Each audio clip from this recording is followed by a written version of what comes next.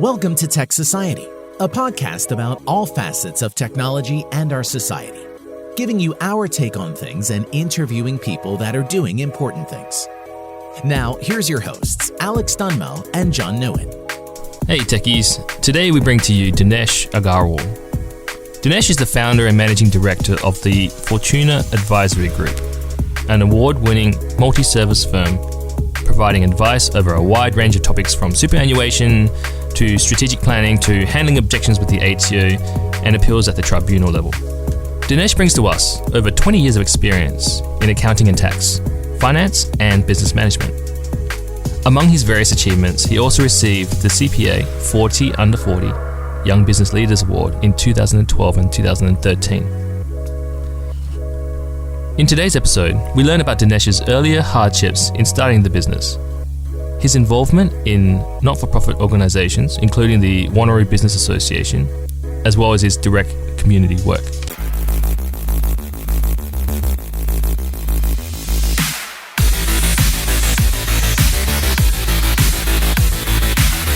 All right, so what would be great is just starting with how your journey starts. If you can give us your is this something that you've rundown.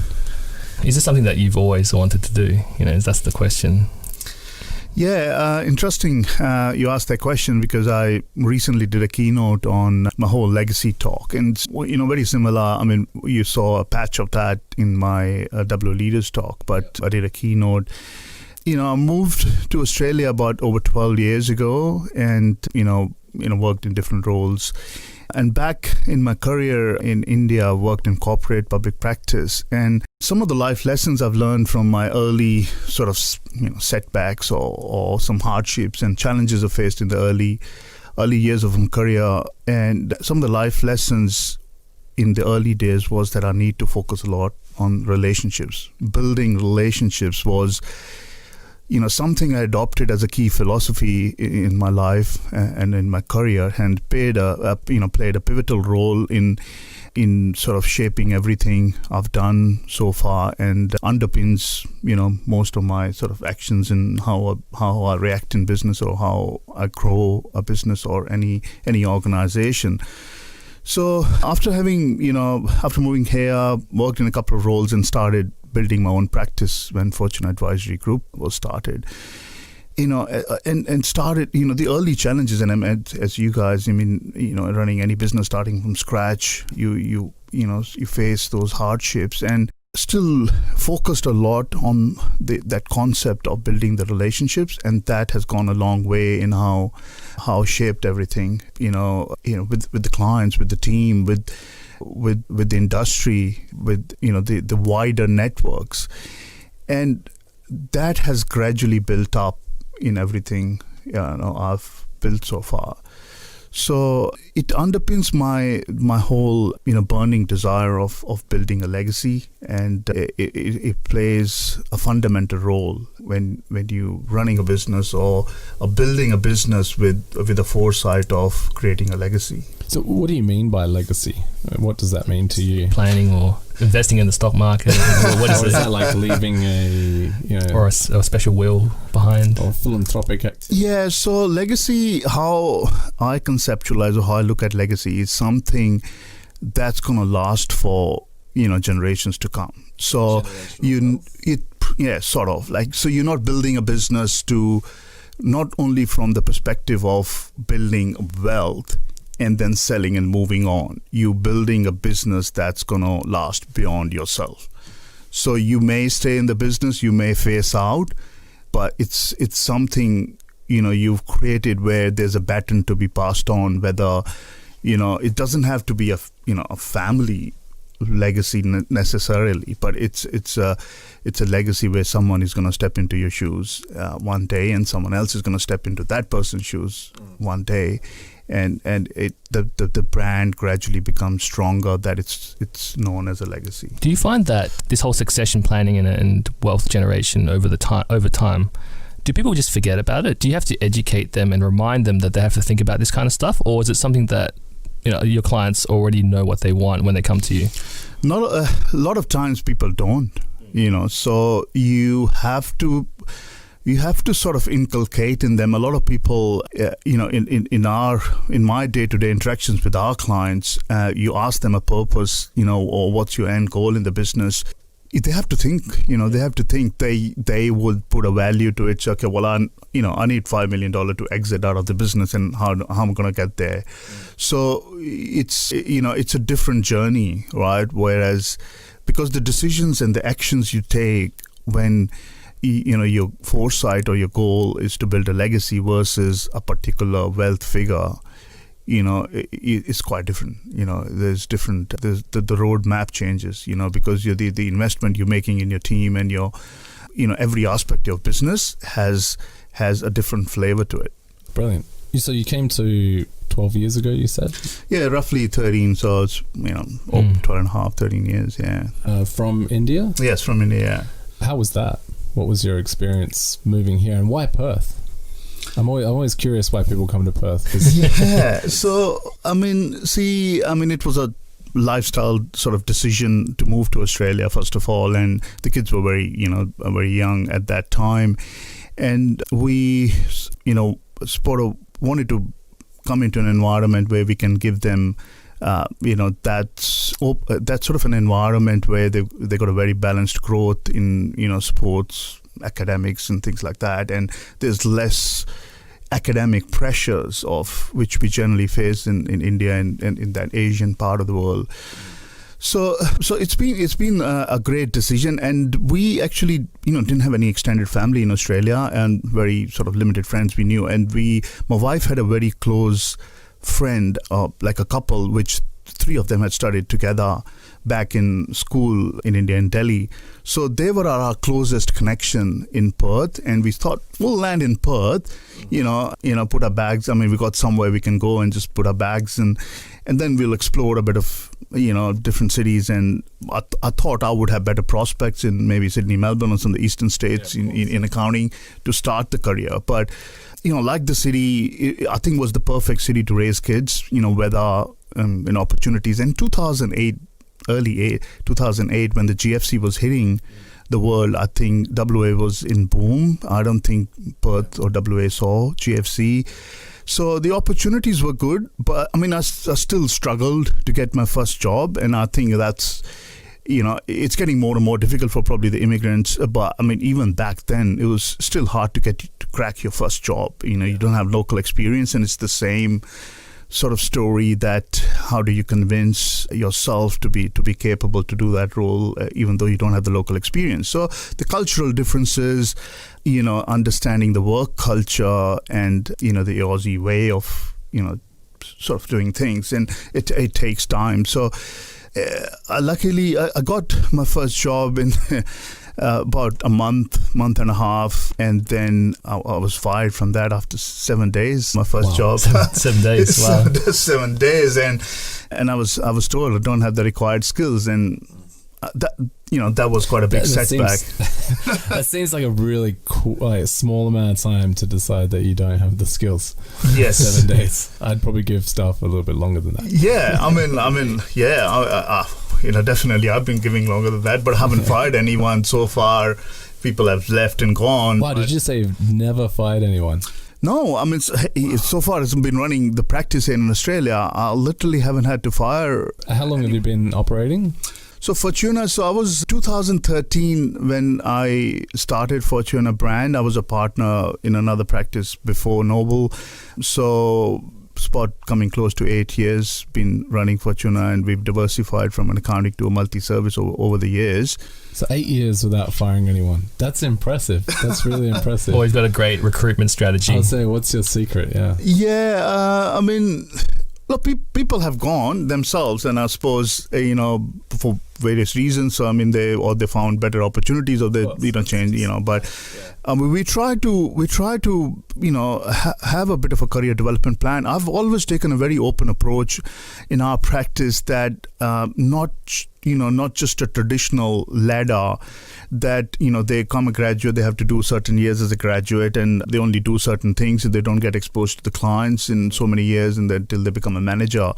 We take a bit of an open culture approach. If the person has particular skills, we try to work on those skills to how we can utilize in that practice and strengthen that, give them opportunity, give them the projects in that space. Because, there's collaborative approach. So there's projects where senior and junior team members are going to participate. And if a junior have better skills, let's say in some sort of management reports or, some sort of the software, or have better IT skills. So there's always an opportunity. And, I think if you keep feeding to enhance that skills and they're motivated, someone really has to turn out to be a disaster for that. You can't give them an opportunity, have to let them go.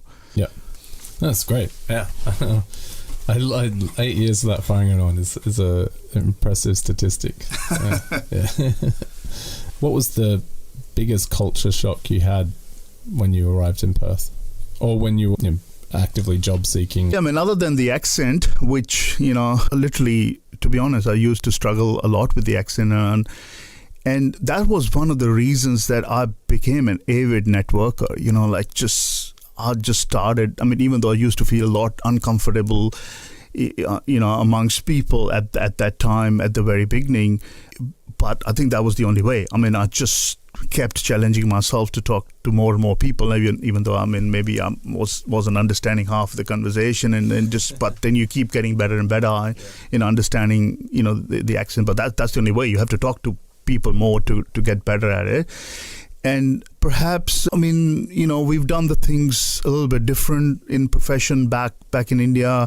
So when you're going for the first interviews, they're probably expecting, okay, well, how do you do your timesheet? How do you manage your productivity? And, you don't have the exact answers because you've worked in a different sort of environment, in a different culture.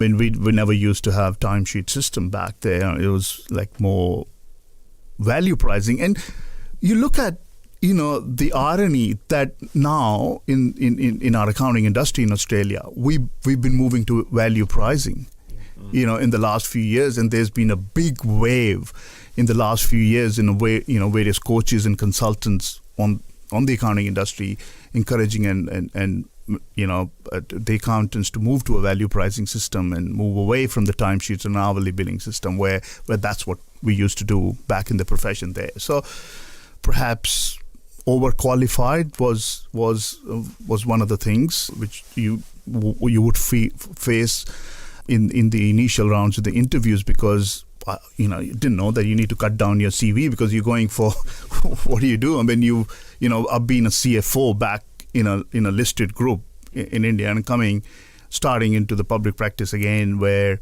if I'm applying for a manager role, well, it's way apart. So if I'm applying for a graduate role, you're like overqualified. So, gradually learn how to trim, how to, use different type of CVs for a different role you're applying, because I was applying in commerce, public practice, anything to get into it for start with, but I had an inclination to get into public practice because, one, I had to transition into my qualifications here. I wasn't, like, my chartered accounting was not fully transferable at the time.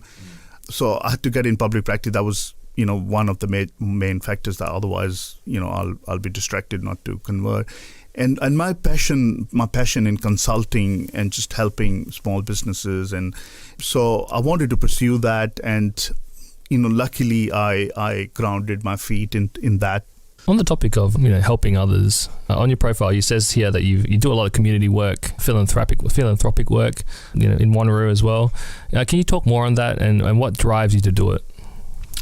Yeah, so Wanneroo Business, my involvement in Wanneroo Business Association, which actually I've just retired as a president last week. There was an AGM, and I was quite privileged to have that level of farewell so I was touched by that. So my 10 years I've been on the board, and I started just from the concept of networking. I was introduced, we were Joondalup based practice earlier, and started just from the networking point of view, WPA, and then was gradually offered a board position. And I've just really enjoyed my time and helping small businesses and helping the community or the business community through various things we've done as part of the organization, and that's grown. It's one of the biggest business association in Western Australia, about 430 members. So, we've done a lot of work as a teamwork, but that's one aspect of philanthropy, I suppose, where you sort of giving back to the industry or the business community. The other aspect of our philanthropic is the charity work we do. We have our own philanthropic arm called Fortuna Foundation, where we do a lot of charity work. And the prime project which we've been working in the last couple of years under Fortuna Foundation has been in the homeless sector. And we initiated our flagship project last year called Positive Spin, which we are developing a mobile laundry van for the homeless people. Oh, cool. Yeah. That's interesting. So we've been... I've never heard of that before. That's a brilliant idea. Yeah. So it's a mobile laundry van with the washers and dryers that goes around. We partner with the locations where we can source water. Self-equipped van which will have everything in there except you have to source the water. We haven't quite figured out whether we will be able to inbuild the water sourcing in there through tanks. Yeah. So what an engineering problem. That's a fun engineering problem. I was just thinking, like, there's a lot that goes in there because you got power, water, gas, electrical fitting, and so we're at the final stage of sorting that out. We haven't been able to identify the right person who's going to do the fit out. We're working with an electrical company at the moment to work out the logistics of the generator that's going to go in it.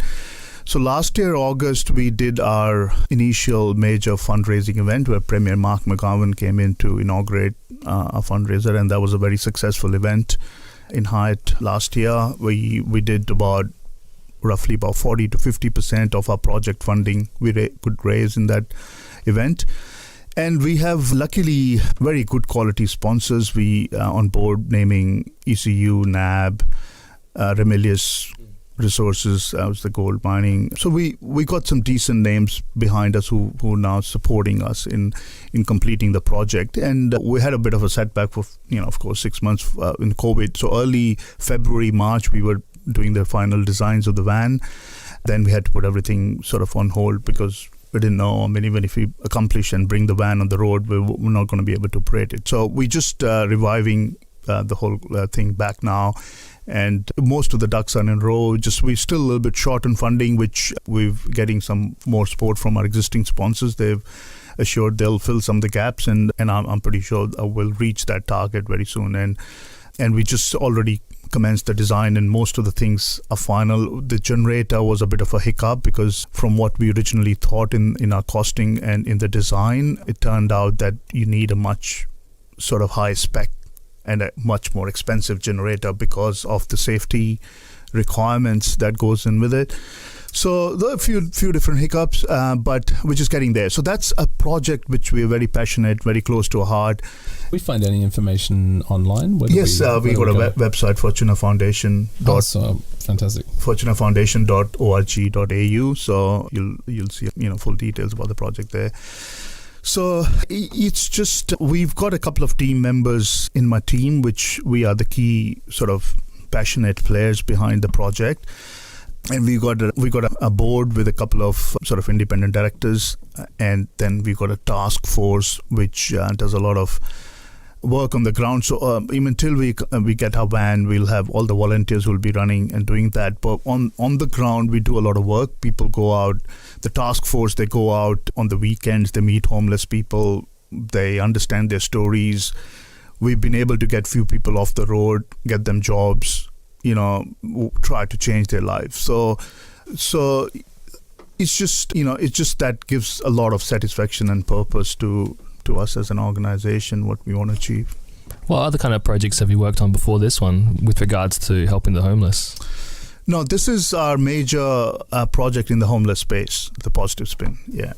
I think it's great. I love the name too, Positive Spin. Yeah. That's perfect. Yeah. Thank you. Yeah, it's sort of, we conceptualized from the concept of the van we were building in, so the positive spin from, the whole washers, dryers. Yeah.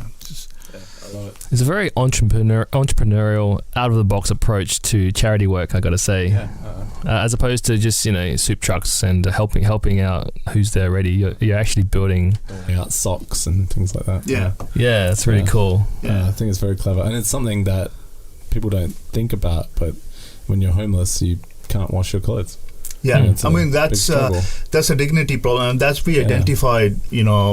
Going and talking to them and understanding their problem, because the self-dignity is the main issue that keeps them trapped, and they're not they lose self-confidence. They're not able to go out and maybe try for a job or come out of that cycle because they don't feel confident. So when do we get a van with grooming services and a barber as well? So to be honest, our concept was still a concept that we collaborating with the dentist and a barber. Cool. All right. To be able to bring them at the time when we had the vans parked, and they get their clothes washed, they get tea, coffee, biscuit, soup, whatever.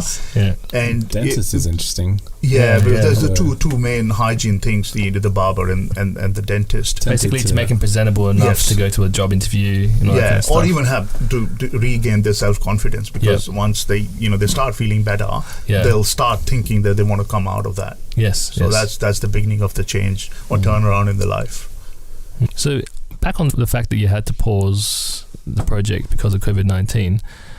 As we all know, we're in WA, and WA is very lucky in the world, but there has been impact on businesses in WA. It's still a big economic slowdown for sure. It's a pretty tired topic. Everyone talks about it, but it's omnipresent right now. So, what have you found has been the biggest problems that has been caused by this pandemic in this state? And especially for your clients. Yeah. Especially because everyone's thinking about the future, and suddenly they're thinking about the now, the business, and everything's falling apart now. Do they change direction, or do you convince them otherwise? What's happening? Yeah, so, the different businesses were affected in a different way. Right in the COVID lockdown, when we didn't know that WA is going to be a lucky state, other than the mining, which pushed on very strongly, and that I think was still a backbone, because there was a lot of ancillary industry which were being fed through the mining, and mining was strong. Iron ore, gold went on stronger during that time. The different, we know there's industries they were hit worse than the other businesses, like entertainment, hospitality, things like that. And travel. We were lucky that we were not exposed within our client base drastically to the travel and hospitality industry. We had clients in hospitality, and it's really it depends again on the appetite of the business owner, or how they behave and react. Some of them, they basically is kind of giving up. Okay, well, I'm not going to survive this. I haven't got cash flow, haven't got reserves.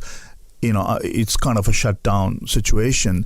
Unless the government stimuluses would have come and would have been a bigger disaster. As the job keepers and the cash boosts came in, and they're starting to get some feedback on.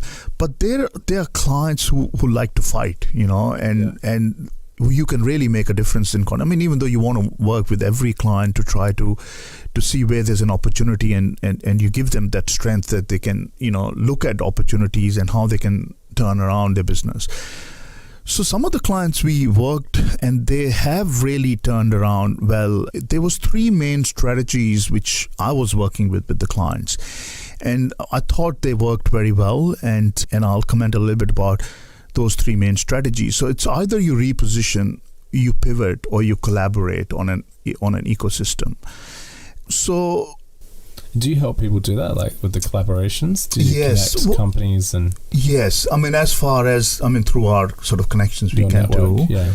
But we try to educate them on where they can find opportunities. Absolutely, yeah. So, in a repositioning, if a business, it's a change in branding. So it's a branding reposition and a change in the marketing message. So just as an example, let's say a restaurant, if they had to shut down their dining, so if they immediately they can start into takeaways, deliveries, online orders, they are still providing the same product. So there's not any fundamental shift. So they reposition their marketing message, and they can continue to operate the business. And some of the restaurants really done well.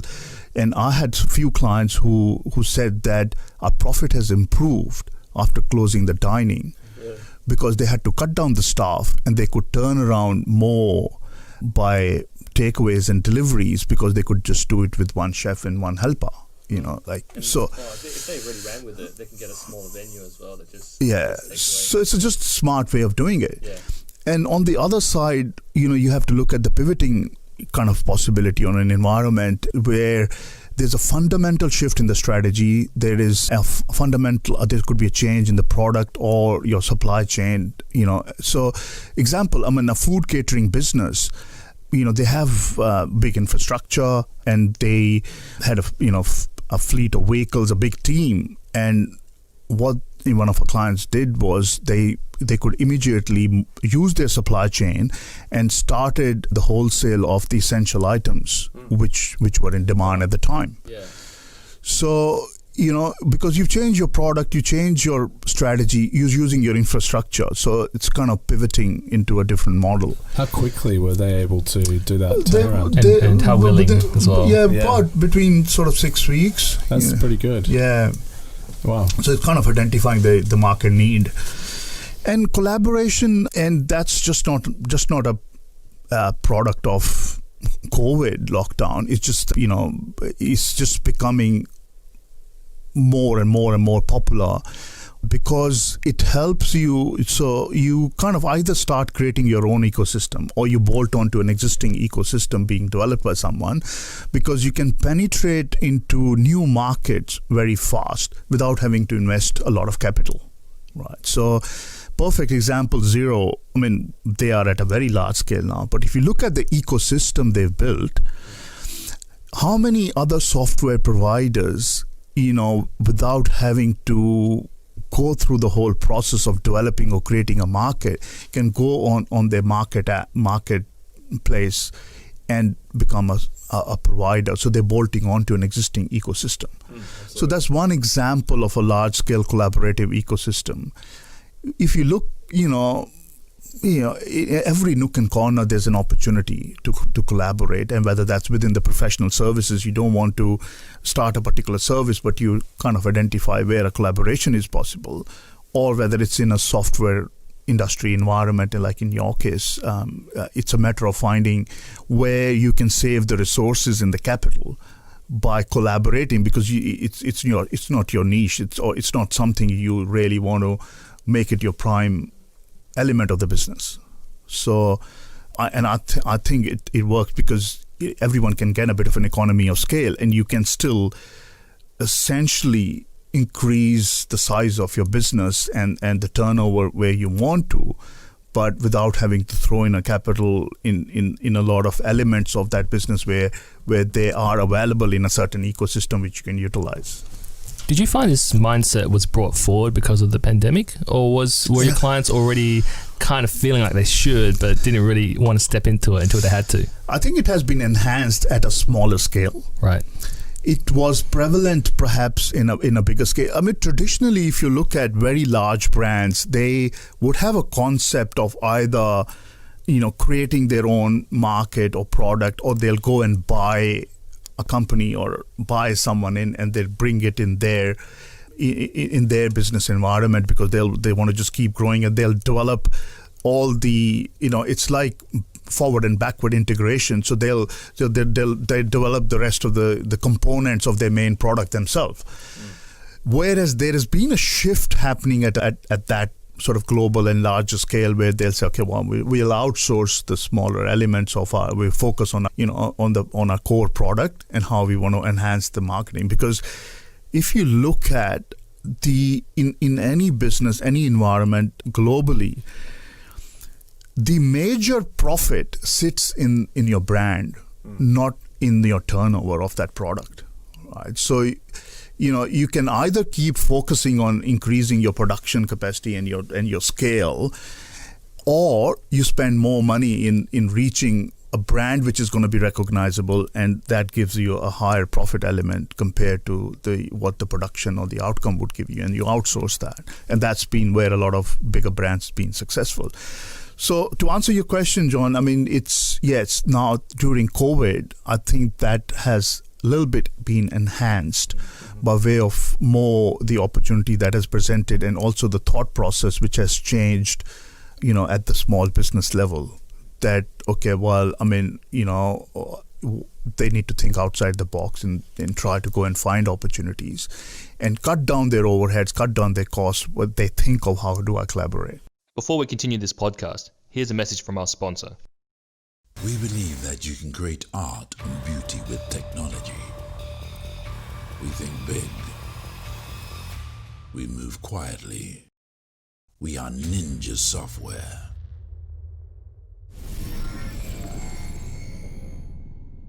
Do you have any advice for businesses at the moment? Talking about COVID-19 again. I think it's so topical. We don't like talking about COVID-19 because we're bored of it, but it affects everybody.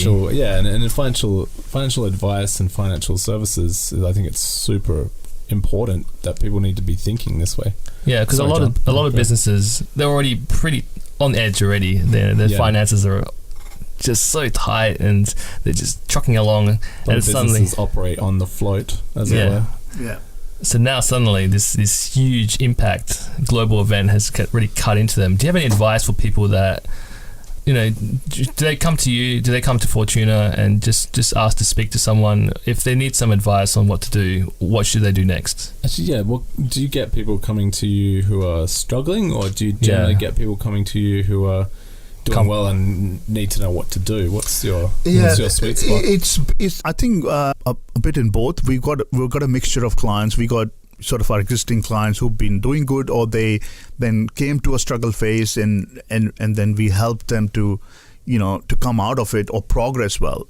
Or we would have a client who's reasonably doing well, but they don't know how to reach their next milestone. Right. So they've got a certain turnover, they got a good profitability, and they're getting complacent, or they have a goal to double, triple, but they don't know how to get there. Right. So they're missing the whole strategic element, or how to research and how to put a strategic plan for the next phase in their business, and how to lay a roadmap to get there. Right. And then there are startups and there are struggling businesses where either they made mistakes and or they don't know where to go, right? And they need a lot of education and a lot of sort of support.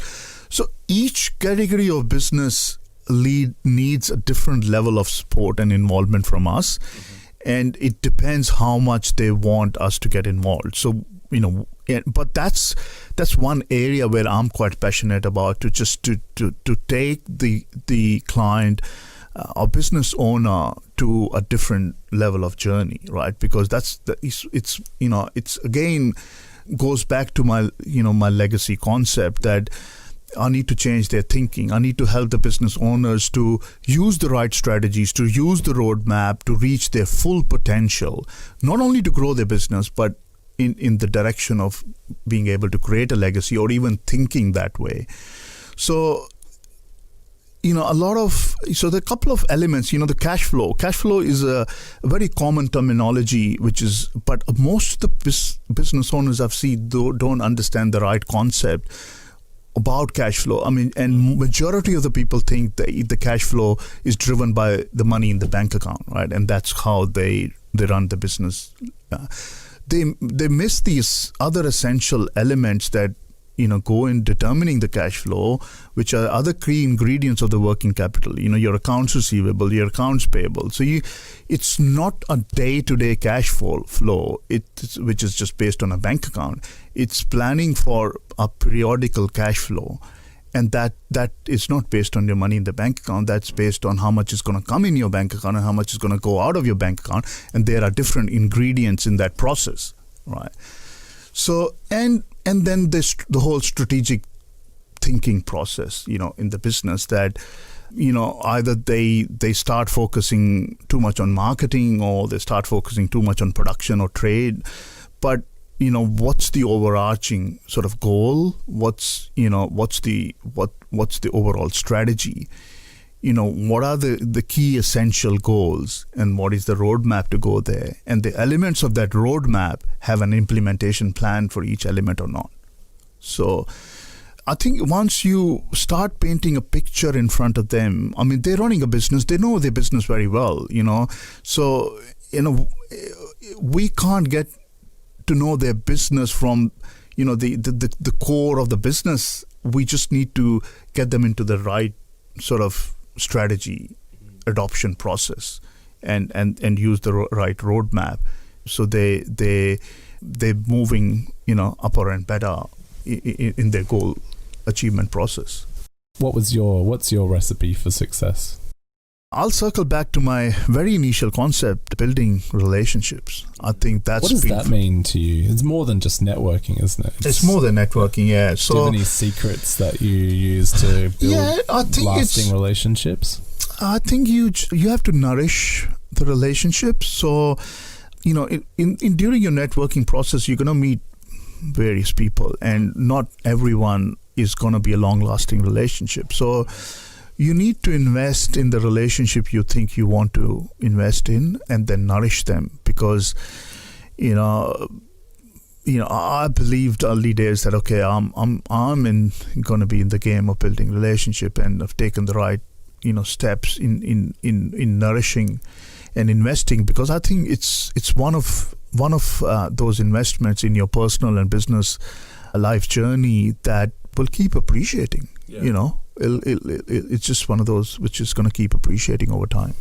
Do you have any advice? You said when you first started putting that into practice that you weren't very good at it. So what was your learning process like for networking and getting over your maybe self-consciousness or whatever fears you were having? Yeah, so in the early days, one of the things, as I said, because I was struggling with the accent and stuff, I just wanted to keep talking to more people. So that's been quite hard as a new Australian, new immigrant. Yeah, it was. And even though I'm not saying people want to be enter into a conversation, and you don't have a lot of stuff in your plate to share, like, because you're new to the culture, new to the environment. You can tell stories with your experiences, which some might be relevant, some not, because in the context and in the environment. But that's just one aspect of that's what my personal hardship I was facing, and I had to overcome that. And but then I started learning more and more as I was meeting different people. Each has a different style, different approach to it. Some are more experienced networkers. Then you start looking at the quality of the network you're going to. The quality of the people coming to that network, right? Then the quality of the conversation you're entering into, right? And, like a no sales approach, So you just keep getting better and better. And I don't think there is it's a phase where you say, okay, I'm going to invest in for 3, 4, 5 years, do this, like an education or an academic, or I'll go do the training, come out, and then use. I think it's a lifetime thing. So, I suppose the most successful people perhaps, would still continue that investment in that process. So it's just probably the quality, the style, the environment, ambience, type of people, they'll change over time, and you start selecting them more consciously. Yeah. And the conversations you want to enter, so you can be more targeted and more conscious. Yeah. Fantastic. Just to circle back on being fired after 7 days, how did you get from that, which must have been a pretty low point, to starting your own successful business and becoming the master of your own destiny? That must have been, you must, in fact, and to stay in Perth, you must have had a moment there where you're like, I'm going home. Yeah, I think you keep getting that moment for the first few months or 6 months. You keep thinking of folding the bags and going back, and you look at the kids, and you and the wife look at each other. And I remember when we came in initially, so our friends arranged an apartment in Currumbine, just right next to the train station. There was like a multi-story apartment thing, and we were in a corner apartment. And every evening hadn't found a job since then, was initial couple of months. So in the morning and in the late afternoon or in the evening, we'll sit in the balcony looking at the people walking in and out of the train station, and just things you're observing, So what do you have whole day? You sit, work on the resume, talk to the recruitment agents, work on the, on the internet, finding jobs and doing that, and then maybe socialize a little bit with the friends. And when you get an opportunity, suddenly you get so excited, even being called for an interview, and you get so excited, and that's an investment for your whole day. You go, you get prepared. I'm going to go for this. I'm going to, traveling to the city, coming back, and so getting your first job was very exciting. And okay, well, I'm maybe I'm on the track and I'm going to work hard and stuff, but you don't know what wrong you're doing, right? So maybe, I'm not saying the owners of the business were wrong, or perhaps perhaps they didn't give enough opportunity, and I'm quite proud that our practice is bigger than, and that the practice we were fired from it. It's a proud thing that I've been able to achieve and build that. So a bit of petty. Not revenge, but it's not revenge, but it's just. I mean, not that I did all that to, Although you must have had did you have a moment then? Obviously, you because you were fresh in Perth, you still needed to get a job. Did you ever have a thought at that point that was, I'm not going to let another dingus fire me. I'm going to go start my own thing.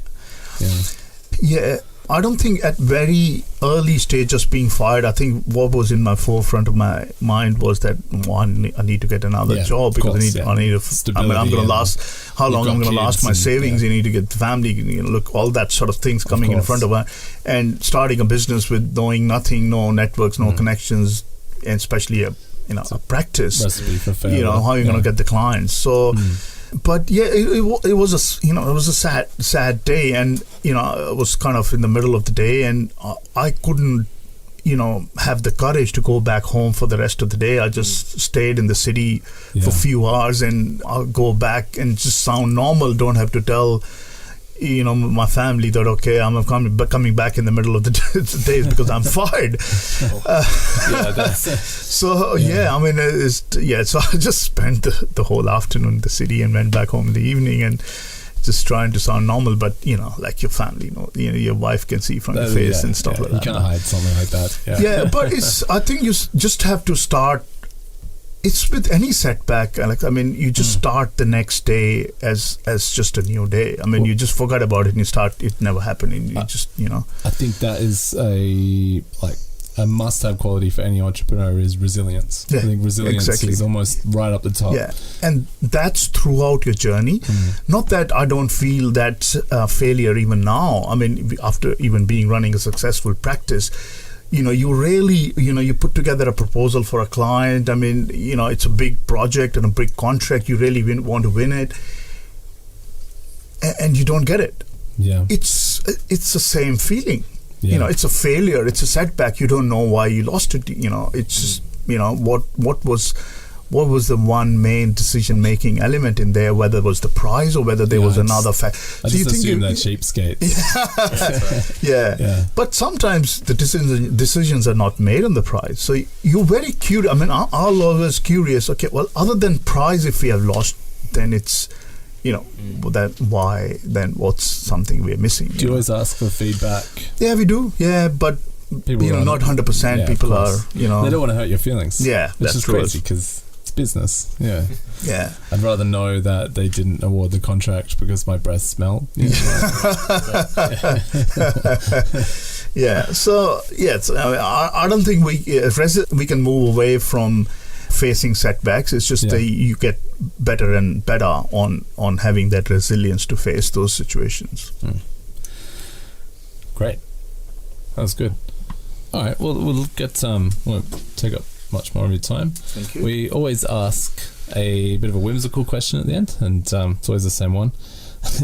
I don't know how familiar you are with MMA or wrestling, but the fighters always have an intro song. So they come out into the room to walk into the ring, and the lights go down, and the music starts, and it's what is your intro music? So Dinesh comes, walking up to get up on stage to give another talk, your keynote, the lights are down, what music is playing? That's interesting. Yeah, I haven't really been in that kind of a limelight to go on the stage with the welcoming music. Perhaps I need to work on that. Maybe that moment will come soon, and I can't think of. That's all right. Something. That's all right, Yeah, send it to us later. Okay, yeah. And we'll work it in somehow. Yeah.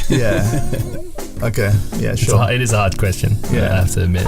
I in my mind, I just went to David Bowie Heroes. I was like, that'll do. Yeah. And I think back and I'm like, that's I shouldn't have chosen that one. It's always. I mean, it's always the case when you're speaking, you think, there's a talk which you prepare, and there's a talk which you deliver, and there's a talk which you think you'd have done. Yeah. So, yeah. That's all right. All right, I'll send that one. Yeah. Let us know. All right. Cool.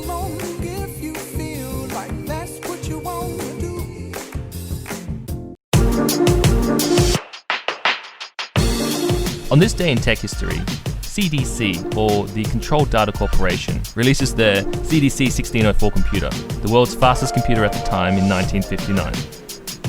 It was designed by engineer Seymour Cray, who would eventually found Cray Research and become the father of the supercomputer.